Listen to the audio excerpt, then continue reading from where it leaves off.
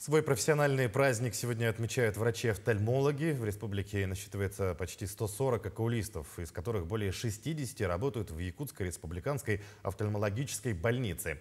Окулисты оказывают помощь на базе центральных районных больниц, а также в поселке Чульман и медцентре Якутска.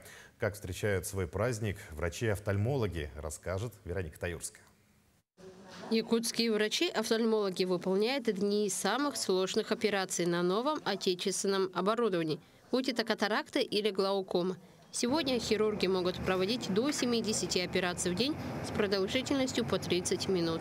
Получается, операция у меня лазерная коррекция. Именно если вид, то это фемтолазик. Операцию сделали сегодня. И вот сейчас только что сделали. Я вышла после операции.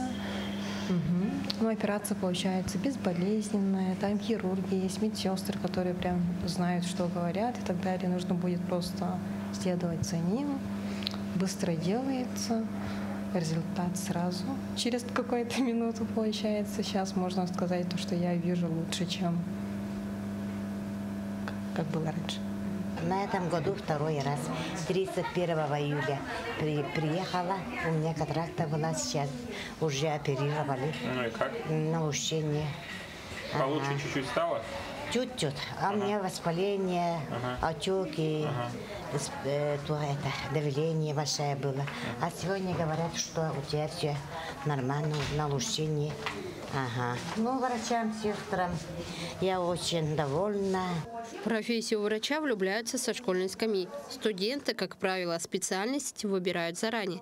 Сама офтальмология является узким профилем, но считается одним из самых востребованных направлений в медицине. Работа очень интересная, очень много глазных патологий. Я вот горю офтальмологией уже, можно сказать, с школьных парт. Вот с 10 класса я уже целенаправленно настроилась поступать в медицинский институт, закончила здесь в Якутский медицинский институт, потом поступила на ординатуру в Москву и закончила там же аспирантуру. Сейчас работаю вот в нашей любимой больнице.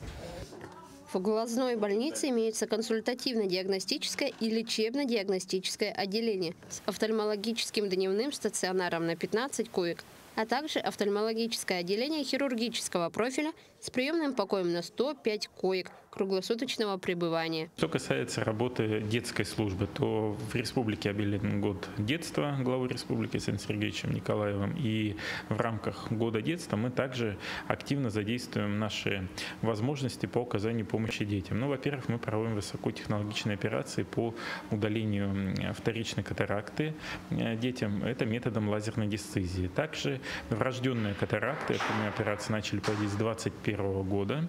И сейчас такие дети постепенно набираются. Раньше они уезжали в Москву. Сейчас эту помощь оказываем здесь. Кроме оказания помощи жителям Якутии, якутские врачи-офтальмологи также работают и в Магаданской области, и в городе Кировской Донецкой Народной Республике. Свой профессиональный праздник группа врачей отмечает в командировке в Кангаласском районе. Вероника Таюрская, Элита Махно, Якутск.